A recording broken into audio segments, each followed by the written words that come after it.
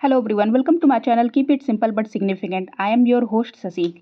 अगर आपको वीडियो का पीडीएफ चाहिए तो आपको टेलीग्राम ग्रुप से मिल जाएगा, जिसका लिंक मैंने कमेंट सेक्शन में दिया हुआ है। चलिए स्टार्ट करते हैं। Arrange the following tributaries of river Indus from north to south. North to south लगाना है।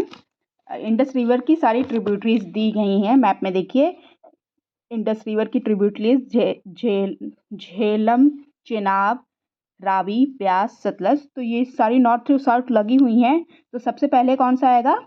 सबसे पहले आएगा झेलम। झेलम, फिर उसके बाद चेनाब, फिर रावी, फिर ब्यास, देन सतलज। तो इसमें पहले कौन सा आएगा? पहले आएगा थर्ड, फिर चेनाब फोर्थ, फिर Ravi 2 and Sutlej 1। 3 4 2 1। Answer is C, 3 4 2 1। Okay. इन सारी रिवर्स के लिए एक 1960 में इंडिया और पाकिस्तान की ट्रीटी हुई थी, जिसको इंडस वाटर ट्रीटी कहते हैं, जिसमें झेलम, चेनाब और रावी का जो पानी है उसका 60% जो वाटर है वो जाएगा पाकिस्तान को और 40% वाटर जाएगा इंडिया को। और ऐसे ही इंडस, झेलम, चेनाब का पानी ऐसे, और रावी, ब्यास, सतलज का जो पानी है वो 60% जाएगा इंडिया को और 40% जाएगा पाकिस्तान को। ये वर्ल्ड बैंक की मध्यस्थता में ये ट्रीटी हुई थी। Okay. Which among the following about the Karnataka प्लेटू और करेक्ट? कर्नाटका प्लेटू है कहाँ? देखिए, ये वाला पार्ट जो है ये कर्नाटका प्लेटू है। ओके। कई सारे प्लेट दिए हुए हैं इंडिया में, जो हैं सारे वीडियो पॉज करके आप देख लीजिएगा। चलिए स्टेटमेंट्स देखते हैं। It is part of state of Karnataka and Kerala. देखिए, कर्नाटका और केरला के पार्ट में है ये, बिल्कुल सही है। This one is right. It is also known as Mysore plateau. बिल्कुल, मैसूर प्लेटू के नाम से भी इसको जाना जाता है, बिल्कुल सही है।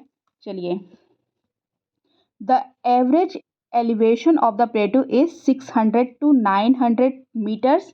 यस, एलिवेशन इसका मतलब इसके समुद्र तल से जो ऊंचाई है ये 600 to 9 मीटर है, ये भी बिल्कुल सही है।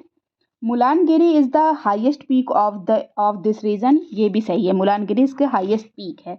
So the answer is all of the above. Answer is D. Okay. Which of the following statements about Bhitarkanika mangroves is और करेक्ट? भितरकर्णिका मैंग्रोव जो है उसके लिए स्टेटमेंट्स देखनी है। देखिए, भितरकर्णिका है कहाँ? उड़ीसा में। कहाँ पे? ब्राह्मणी, ये वाली ब्राह्मणी है, ये वाली बैतरणी है। इन रिवर के बीच में जो पार्ट है उसको भितरकर्णिका मैंग्रोव के नाम से जाना जाता है। ओके। तो it is located in the deltaic region of Brahmani and Baitarani river. देखिए, ब्राह्मणी और बैतरणी रिवर दिया गया है, बिल्कुल सही है। It lies in the state of Orissa. देखिए, उड़ीसा में ही है, बिल्कुल सही है। सो इसमें पूछ रहा है correct option. Answer is both 1 and 2। The Chota Nagpur plateau covers areas of which of the following state? Chota Nagpur plate जो है वो कौन से एरिया को कवर करता है? तो चलिए देखते हैं कौन सा एरिया है। तो वेस्ट बंगाल को देखिए कवर कर रहा है, यहाँ पे हमारा वेस्ट बंगाल होता है, ये भी सही है।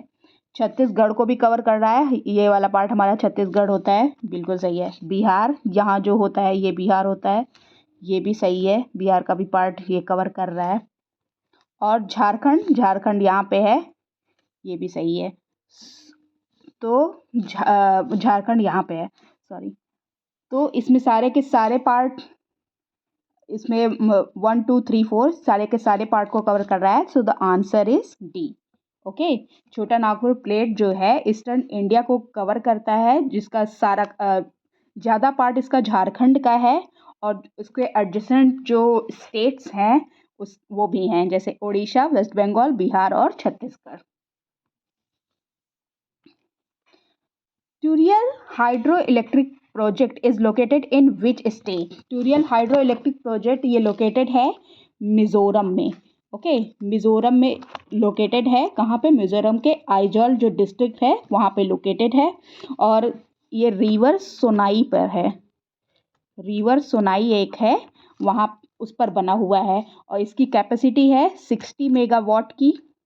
ओके, 60 मेगावाट की कैपेसिटी है और प्राइम मिनिस्टर नरेंद्र मोदी ने इसको 16 दिसंबर 2017 को डेडिकेट किया था टू द नेशन।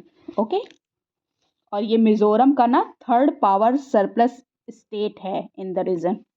ओके, और इस प्रोजेक्ट का प्राइमरी पर्पज है to produce hydro electric power.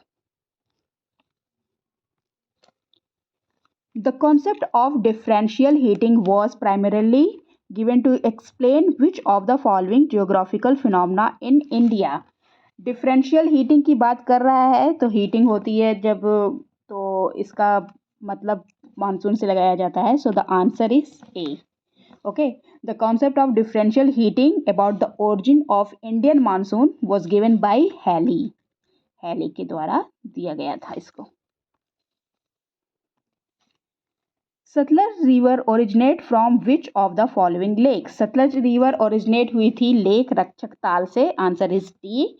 Lake Rakshastal located कहाँ है? ये लोकेटेड है लेक मानसरोवर जहाँ है ना, उसके वेस्ट साइड में।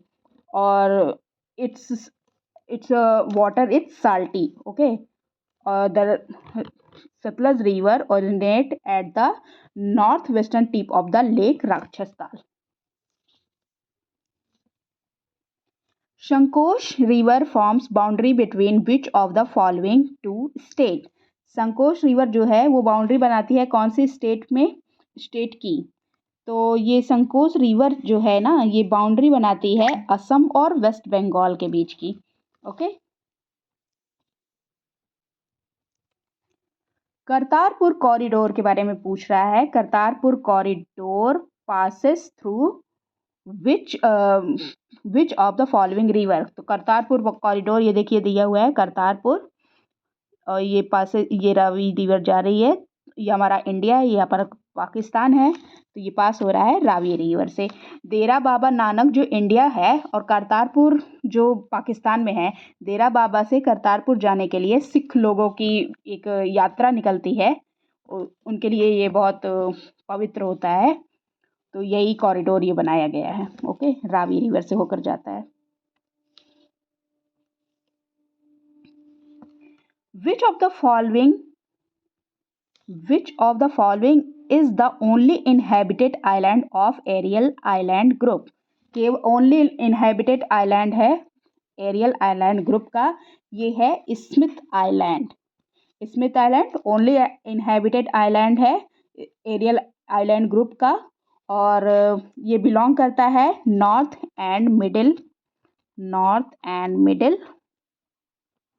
अंडमान एडमिनिस्ट्रेटिव एरिया से ये बिलोंग करता है। North and middle Andaman administrative area.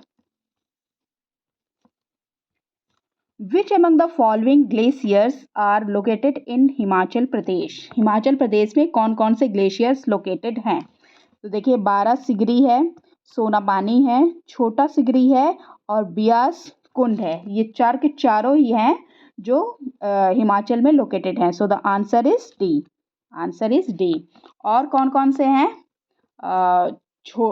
Sigri 12 Sigri glacier, सोनापानी, छोटा सिगरी, ब्यास कुंड ग्लेशियर, चंद्रा ग्लेशियर है एक। ओके, और भी हैं, चंद्रा ग्लेशियर भी है। Which among the following is are correct about the Great Plains of India? India का नॉर्थ इंडिया का जो ग्रेट प्लेन है, ये वाला पार्ट है। देखिए, तो चलिए स्टेटमेंट देखते हैं। It is also known as granary of India. बिल्कुल सही, इसको ग्रेनरी ऑफ इंडिया के नाम से भी जाना जाता है। और the river of this plain is perennial in nature. Perennial मतलब साल भर बहने वाली नदियाँ, पेरेनियल कहते हैं जो साल भर बहती हैं। सो ये भी करेक्ट है। The ground water level is very high in this region. Yes, ground water level high होता है इस रीजन में, ये भी करेक्ट है। The area supports around 40% of the total population of India. Yes, इस एरिया में इंडिया की 40% पॉपुलेशन रहती है। देख लीजिए यहाँ उत्तर प्रदेश, बिहार, झारखंड, राजस्थान और गुजरात के पार्ट्स हैं कुछ, तो मध्य प्रदेश का भी कुछ पार्ट है। तो यहाँ पे 40% पॉपुलेशन इंडिया की होती है। सारे के सारे ही करेक्ट हैं, सो the answer is D. Which one of the following region has been declared as the Western Dry Region by the Planning Commission? Planning commission के द्वारा वेस्टर्न ड्राई रीजन डिक्लेयर किया गया किसे? राजस्थान ड्राई रीजन को। Okay, so the answer is C.